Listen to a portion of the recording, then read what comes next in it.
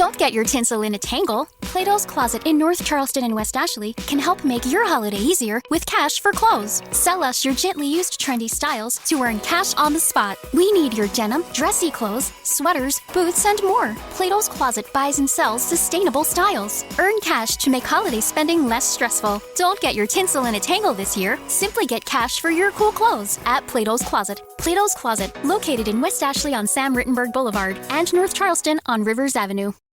From Hollywood, it's time now for Johnny Dollar. Dan Mapes, New York Police Department, Mr. Dollar. Oh, hi. I just went over your statement to the officers who went to the scene of the shooting. Pretty rough business. Yeah. How's the girl? She hasn't regained consciousness. We've got to get on with this, Dollar. There's some questions I want to ask you. Sure. Glad to do what I can. Where can I meet you? What's the matter with right here at headquarters? Okay. Say in about an hour? Make it a half an hour. I said I want to get on with the case. Room 212, Sergeant Daniel Mapes. Okay, Sergeant. I'll be there.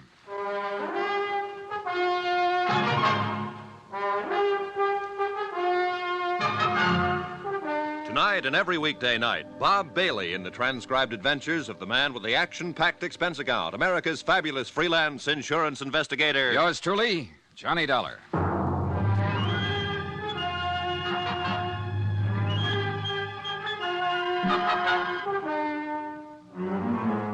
Expense account submitted by Special Investigator Johnny Dollar to Four State Insurance Company, Wilmington, Delaware. The following is an accounting of expenditures during my investigation of the Todd matter, a burglary that occurred 6 months ago, but the murder try occurred only a few hours ago. Expense account item 6, $16.40, one telegram. From me to Chief Investigator Don Freed, Four State Insurance. I explained events up to date and requested that Freed contact their New York office and employ counsel for me in the event the New York police chose to hold me as a material witness in the shooting of Gloria Tierney. We aren't going to hold you. Why should we? I don't know. Why should you? Sit down. Take it easy. Okay, thanks. So, you're a freelance insurance investigator.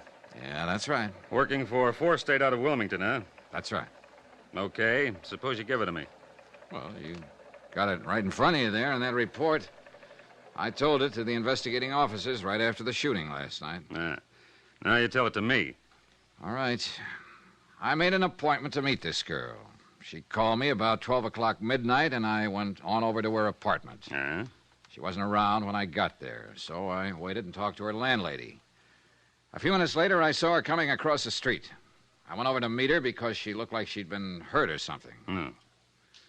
I walked her back across the street. Somebody pulled up in a car just as we got to the curbing. Says here, Black Caddy, 1955 Coupe de Ville. Yeah, I didn't pay too much attention. What was the license number? Couldn't tell. It was blacked out. Okay, go on.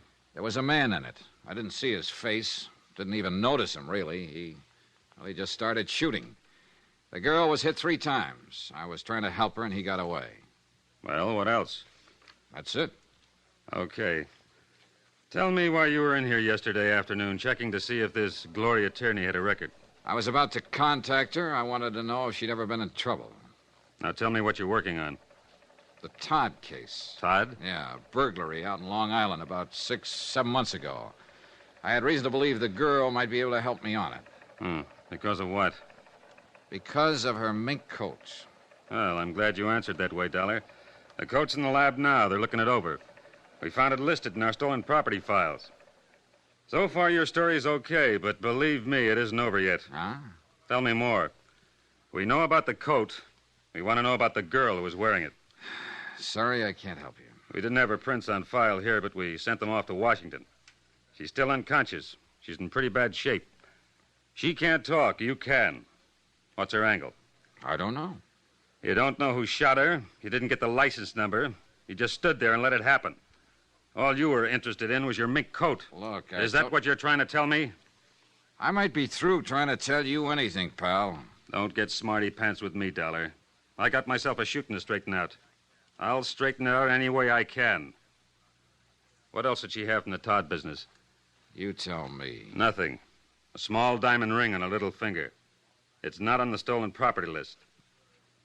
Tell me, Dollar, did your insurance company pay off this claim? Yes, the whole thing. About $75,000. $75,000? That's right. Well, at least you got the coat back. Even if it has got 3 bullet holes in it. Maybe we'll get a line on the whole job. If she regains consciousness. Meanwhile, you can sit here and tell me about your tip. What? Who put you on to Gloria Tierney? No, I'm afraid I can't tell you that. Why not? Because I promised not to disclose any names. Oh, I can tell you this much, though. The man who told me about Gloria Tierney couldn't possibly have had anything to do with the Todd case. He was in prison when it happened. Let's have his name so I can check it. He's in Indiana now. He's got a name in Indiana. What is it? Sorry. You going to sit there and tell me he gave you a name to start with and that's all you bought? Yep. Suppose I told you I don't believe anything. And then I think I'll hold you for a while until you forget about whatever deal you made with an ex-con. Well, suppose I told you that a lawyer for my insurance company is on his way down here right now just to see that I get treated right. What's funny? You insurance guys. You know what? You give me a pain. Right here. We went on like that a little while. Then I accompanied Sergeant Mapes to Gloria Tierney's apartment. A full crew of technicians were there, giving the premises a complete check. Mapes dispatched 2 sets of detectives to cover the neighborhood for possible witnesses to the shooting. Another pair began to cover the apartment house itself. I went with Mapes to talk to the manager, Mrs. Stromberg. She looked white and shaken. You remember, Mr. Dollar? Yes. Hello, Mr. Dollar. How's poor Gloria? Not very good, Mrs. Stromberg. She's still unconscious. And we're still pretty much in the dark about all this, Mrs. Stromberg. Where is she? What hospital? I'd like to go see her. Maybe there's something I can do. Best thing you can do is try to help us find out who shot her. She's at the police emergency hospital right now, Mrs. Stromberg. I'll have them phone you when she can see people. Well, thank you. Oh, what an awful thing.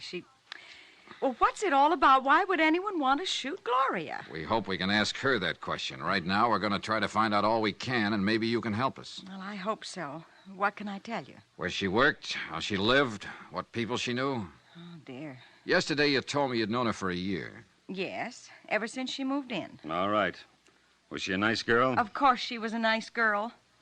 Quiet, minded her own business. Where's she work at? Well, I don't know. I mean, Gloria doesn't work as far as I know. Who pays her rent? She always gave me a check. Who gave her a check? Well, I really don't know. Don't you know anything? What's the matter with you? Well, I'm trying. Mapes, why don't you go sit down? All right, I'll sit down here. Mrs. Stromberg, what can you tell us about her?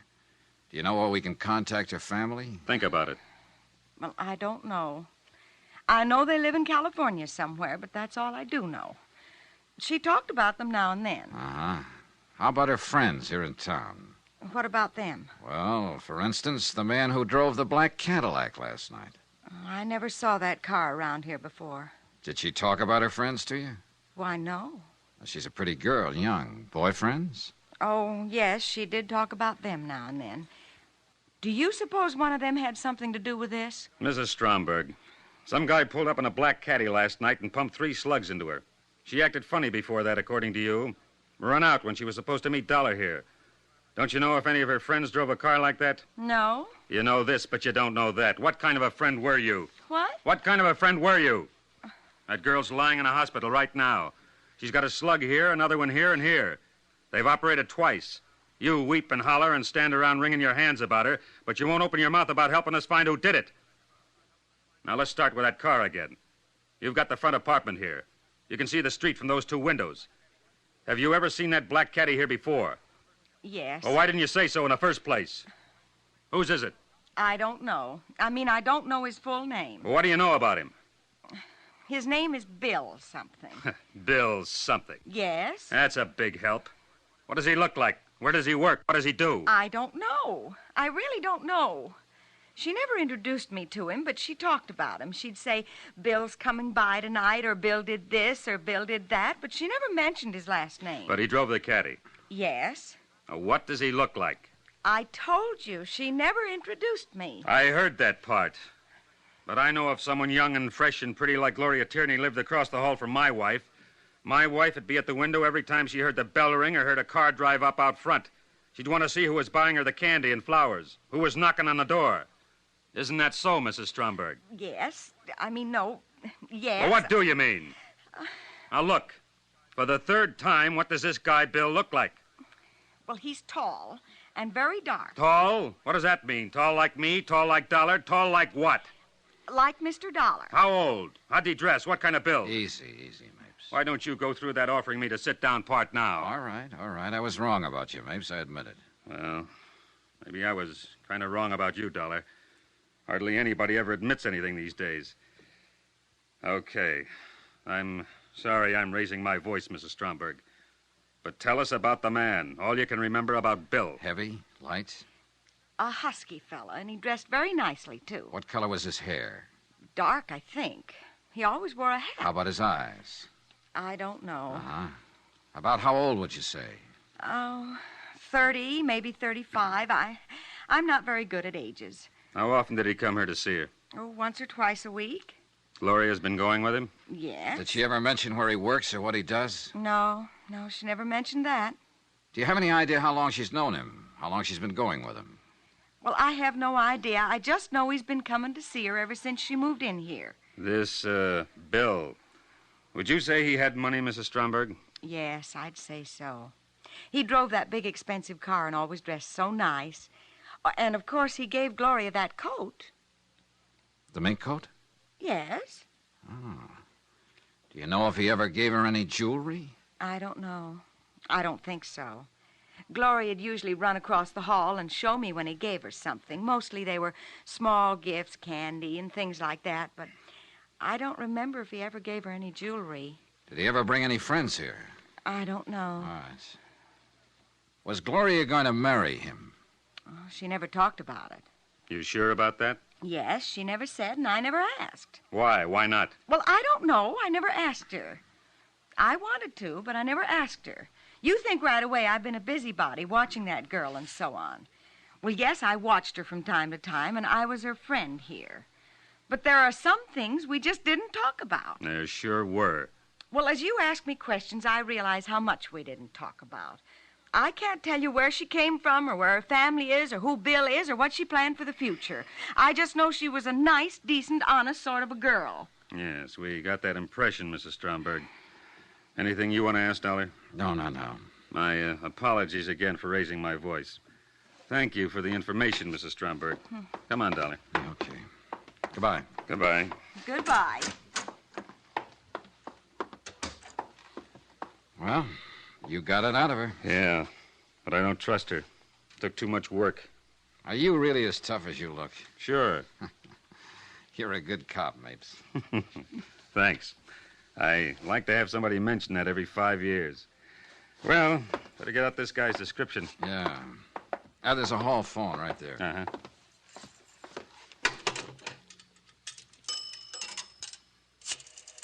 Well, we sure haven't got much to go on. Communications, please. Yes, Dan Mapes. I want an APB out on... What? Oh, I'll give it to you later. Johnny, the hospital phoned in 2 minutes ago. Gloria. Yes. They think she's dying.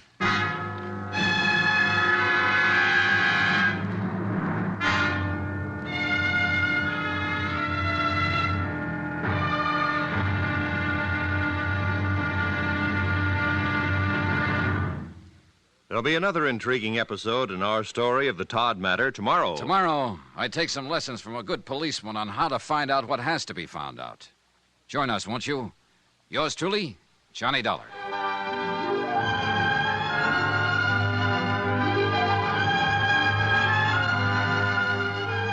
Yours truly, Johnny Dollar, starring Bob Bailey, is transcribed in Hollywood. Written by John Dawson, it is produced and directed by Jack Johnstone. Be sure and join us tomorrow night, same time and station, for the next exciting episode of Yours truly, Johnny Dollar. Roy Rowan speaking.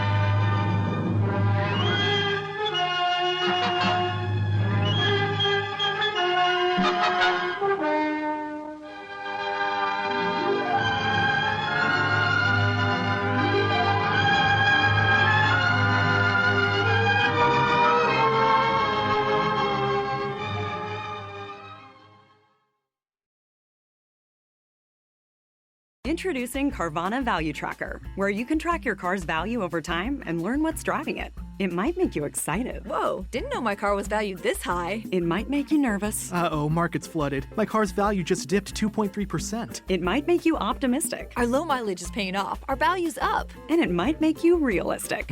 Car prices haven't gone up in a couple weeks. Maybe it's time to sell. But it will definitely make you an expert on your car's value. Carvana Value Tracker. Visit Carvana.com to start tracking your car's value today.